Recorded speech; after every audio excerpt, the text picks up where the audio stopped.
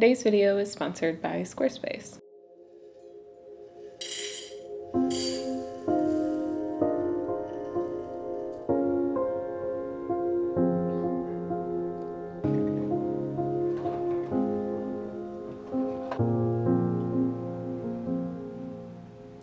Hello there everyone, I hope you're all doing well. Today I thought it would be fun to share with you how to make medicinal honeys. I do have a section on medicinal honeys in my book, The Green Witch's Guide to Herbal Magic. If you want to follow along and have the book, you can find the section on herbal honeys on page 146. If you don't yet have the book and you want it, it is linked in my description down below and all of the places that you can find it. Herbal honeys are a wonderful way of making medicine. They can be added to teas, enjoyed with food, or just taken by the spoonful. They make a very tasty kind of medicine. Because they taste so good, they are also a wonderful means of medicine making for children or people that have a little bit more of a picky palate. Personally, I tend to use herbal honeys as the base to herbal syrups. Something I will be sharing a base recipe on very, very soon. But before we can do that, we need to discuss herbal honeys. There are two methods of crafting herbal honeys. One is a long infusion and the other is a much faster hot infusion. And today I will be covering both of those. But before I do, this video is sponsored, so let's hear a little bit about that first. Thank you to Squarespace for sponsoring this video.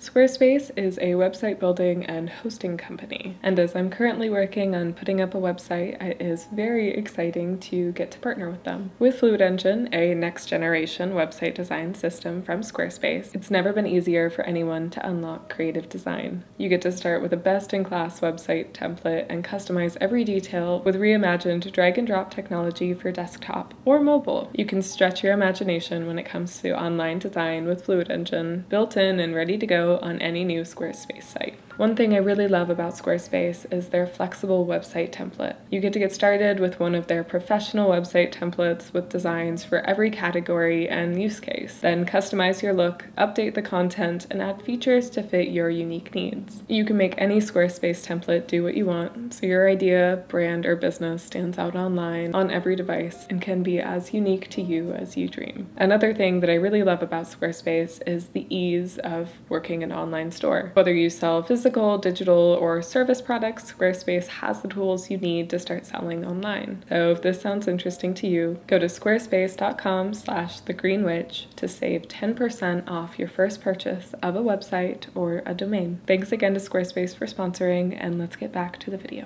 Alrighty, welcome back. Let's dive into herbal honeys. As I noted before, herbal honeys are a wonderful means of medicine making, and I like to use them as a base to my herbal syrups.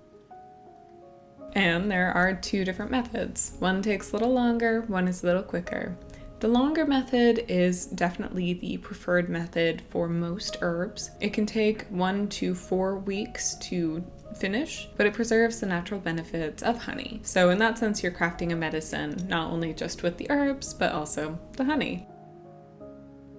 The heated method can degrade some of the benefits of honey, and so it is only preferable for herbs that are a little bit more difficult to extract properties from. So something like a root, a woody herb, or something that's a bit more resinous in nature. For most herbal honeys, I tend to prefer a 1-to-1 ratio. Often I'll make a 1 cup of herbs to 1 cup of honey type deal. But if you are working with something that's very potent and flavorful, you may want to lessen the amount of herbs to honey. So kind of goes with taste, and you can feel around and see what works best for you. You can also, after it's infused, if it is a little bit too strong, add some extra honey on top to kind of dilute and mute it.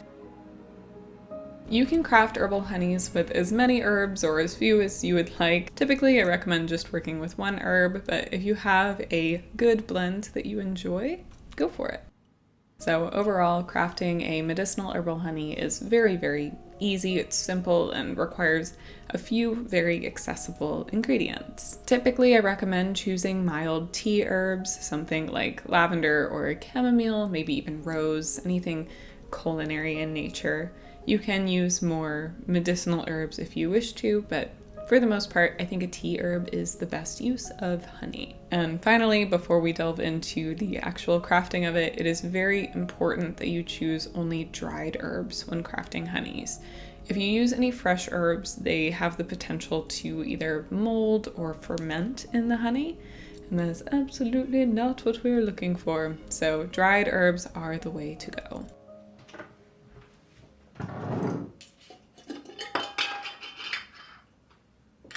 Alrighty, first let's talk about the long infusion. This is the infusion I would recommend as it preserves the benefits of honey. It also doesn't take that long to do.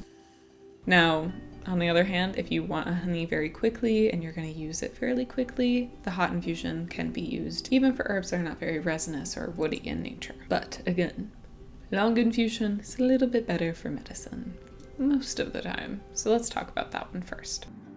So to begin, grab your herbs and honey and a glass jar. If your herbs are large, either full leaves or flowers, you may want to chop them or grind them up a bit, maybe even tear them up. This way you increase the surface area of the honey touching the herbs, and this will help extract more flavor and potency into the honey. So get your herbs to the right consistency and add that to your glass jar. Then, quite simply, cover it with honey. Your herbs should be fully covered. I usually like to add a little bit of extra room on top because the herbs will kind of grab onto it a little bit. Then, once it's all full, stir it all together, maybe top it off again, cap it, and put it someplace kind of warm.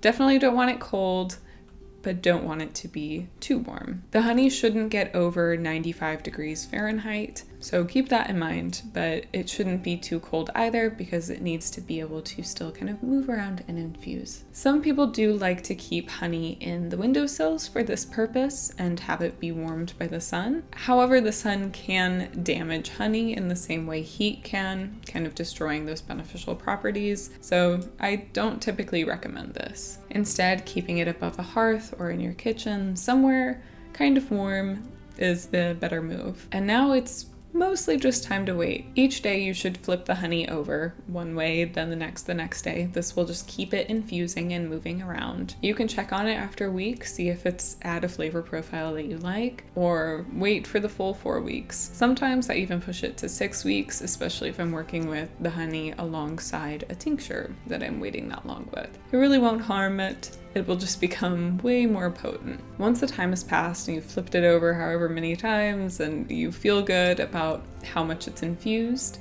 it's time to strain it. For this, I like to get a big old glass container, put a mesh strainer, and then slowly dollop the herbs and honey onto that. I have a history of making quite a mess with this. It is a sticky process, and it can be a little complicated and can take some time. But if you're patient and kind of slowly work through your herbs and let them drip slowly, then eventually it will all be strained through.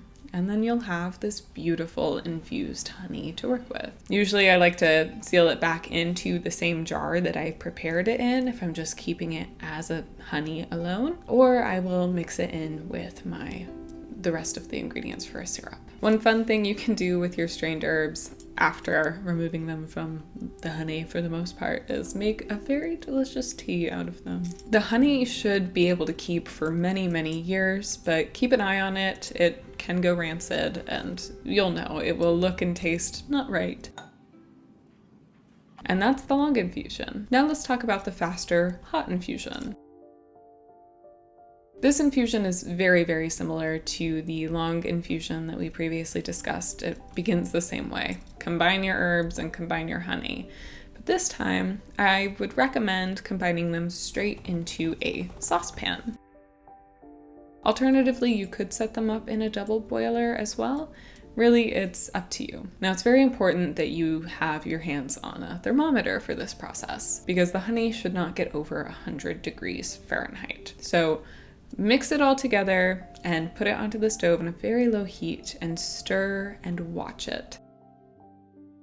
Once it hits 100 degrees, take it off that heat immediately, cover it with a tea towel, and leave it to infuse and cool down for about an hour. You want this to go slow. Spend time very slowly getting it up to 100 degrees, and then allowing it to infuse for that hour is also important. It will continue to extract those flavors.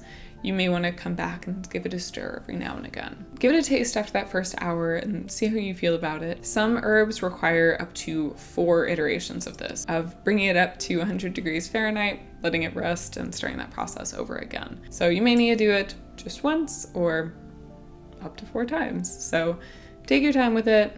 Each herb is different, and also your preferences may be different. Once that's done, again, just strain it the same way you would with the long infusion, and you can enjoy these herbs as tea. Like I've said before, the hot infusion does degrade the quality of the honey and some of those extra benefits, but it is really nice if you're in a pinch or if you just want something quick. Sometimes honey is a very nice and enjoyable medicine, and you will benefit from the herbal medicine of it right away, so you don't necessarily need the other benefits of the honey. It is important to note that because of the heating, the honey may degrade quicker. I do recommend keeping it in the fridge if you have done this method. It could still keep for a very, very long time though. Honey is usually pretty stable. Heating can just break this down a little bit, so keep an eye on it, and it may last for a long time, it may not. It just depends on how hot it got and the concentration of herbs in it. But all in all, that's how you make an herbal honey. Choose whichever method best suits your needs and enjoy. As I've said, herbal honeys are typically something I make alongside herbal syrups. It's not usually something I do as a lone thing, but I definitely do from time to time. And I do enjoy it just as kind of a flavorful thing to enjoy, to add to teas or on top of foods. So with that, I hope you have enjoyed, and I hope you get crafting with some herbal honeys. If you can and would like to, I'd really appreciate it if you checked out my Patreon. There I share art, herbal profiles, book recommendations, and monthly workshops. I also have another channel where I share more vlogs of my day-to-day life, more magic, herbalism, all of those things. I also wrote a book. It's The Green Witch's Guide to Herbal Magic. It will take the beginner to the intermediate through witchcraft and spellcraft, and it has a lot of herbal remedies within it. So if any of those things sound interesting to you, they're all linked in my description down below. Thank you so much for watching. I hope you're having a lovely day, and I can't wait to see you again soon. Bye.